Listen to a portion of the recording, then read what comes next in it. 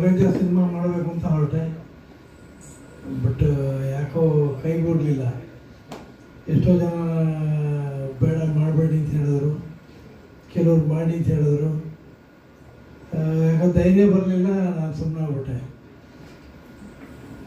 ಯಾಕೆಂದರೆ ದೇವ್ರ ಸಿನಿಮಾ ಮಾಡೋದು ಅಷ್ಟು ಸಮಸ್ಯೆ ಅಲ್ಲ.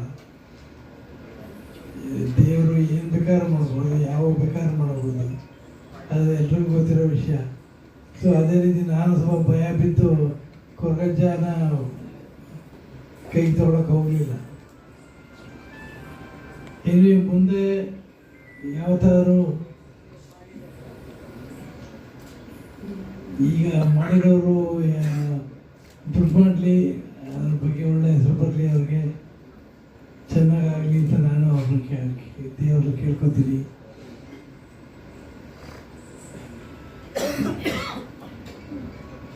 Thank you. ನಮಸ್ಕಾರ. ಈ ಹಿಂದೆ ಹೇಳಿದ ಹಾಗೆ 2019-20 ಈ 2 ವರ್ಷ ನಾವು ಕೊರಗಜ್ಜ ಸಿನಿಮಾ ಮಾಡಬೇಕು ಅಂತ ಹೊರಟಿದ್ದು. ಜಗದೀಶ್ ಅದೇನೂ ಗೊತ್ತಿಲ್ಲ, ಒಂದು 2014ರಿಂದ ಈ ಚಿತ್ರ ಮಾಡೋಣ ಅಂತ ಕೆಲವರು ಅವರ ಸ್ನೇಹಿತರಾದ ಚಂದ್ರಹಾಸ್ ಬಂದು ಹೇಳಿದಾಗ ಇಲ್ಲ ಇದು ಮಾಡೋಣ ಅಂತ ಹೊರಟು ಚೇಂಬರ್ ರಿಜಿಸ್ಟರ್ ಮಾಡಿ ಸ್ವಲ್ಪ ಕೂಡ ಶೂಟ್ ಕೂಡ ಮಾಡಕ್ಕೆ ಹೊರಟ್ವಿ. ಬಟ್ ಆದರೆ ಅದೇನೋ ಗೊತ್ತಿಲ್ಲ, ಅದು ಮುಂದುವರಿಲೇ ಇಲ್ಲ. ಸೊ ಹಾಗಾಗಿ ನಾವು ಪ್ರಶ್ನೆ ಕೇಳಿದಾಗ ನಮಗೆ ಅದು ಬರೋದಿಲ್ಲ ಅಂತ ಹೇಳಿದ್ರು.